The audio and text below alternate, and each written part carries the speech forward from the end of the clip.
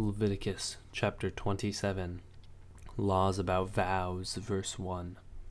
The Lord spoke to Moses, saying, Speak to the people of Israel and say to them, if anyone makes a special vow to the Lord involving the valuation of persons, then the valuation of a male from 20 years old up to 60 years old shall be 50 shekels of silver, according to the shekel of the sanctuary. If a person is female, the valuation shall be 30 shekels. If the person is from 5 years old up to 20 years old, the valuation shall be for a male 20 shekels and for a female 10 shekels. If the person is from a month old up to 5 years old, the valuation shall be for a male 5 shekels of silver, and for the female the valuation shall be 3 shekels of silver. And if the person is 60 years old or over, then the valuation for a male shall be 15 shekels, and for a female 10 shekels. And if someone is too poor to pay the valuation, then he shall be made to stand before the priest, and the priest shall value him. The priest shall value him according to what the vower can afford. If the vow is an animal that may be offered as an offering to the Lord, all of it that he gives is to the Lord is holy. He shall not exchange it or make a substitute for it, good for bad or bad for good. If he does in fact substitute one animal for another, then both it and the substitute shall be holy. And if it is an unclean animal that not be offered as an offering to the Lord, then he shall stand the animal before the priest, and the priest shall value it, either good or bad, as the priest values it, so it shall be. But if he wishes to redeem it, he shall add a fifth to the valuation. When a man dedicates his house as a holy gift to the Lord, the priest shall value it as either good or bad, as the priest values it, so it shall be. And if the donor wishes to redeem his house, he shall add a fifth to the valuation price, and it shall be his. If a man dedicates to the Lord part of the land in his possession, then the valuation shall be in portion to its seed. A homer of barley seed shall be valued at 50 shekels of silver. If he dedicates his field from the year of Jubilee, the valuation shall stand, but if he dedicates his field after the Jubilee, then the priest shall calculate the price according to the years remaining until the year of Jubilee. And a deduction shall be made from the valuation. And if he who dedicates the field wishes to redeem it, then he shall add a fifth of its valuation to the price, and it shall remain his.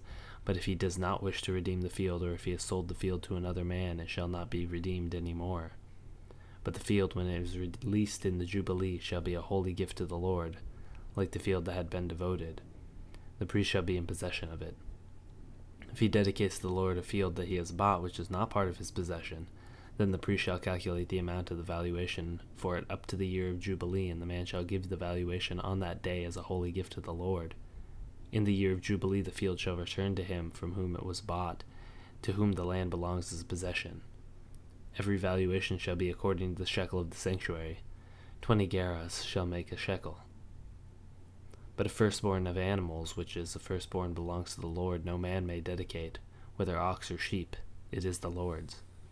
And if it is an unclean animal, then he shall buy it back at the valuation, and add a fifth to it. Or if it is not redeemed, it shall be sold at the valuation.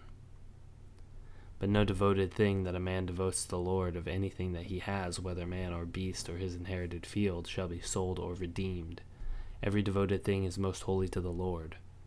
No one devoted who is to be devoted for destruction for mankind shall be ransomed. He shall surely be put to death. Every tithe of the land, whether it is seed of the land or fruit of the trees, is the Lord's. It is holy to the Lord. If a man wishes to redeem some of his tithe, he shall add a fifth to it. And every tithe of herds and flocks, every 10th animal that passes under the herdsman's staff, shall be holy to the Lord.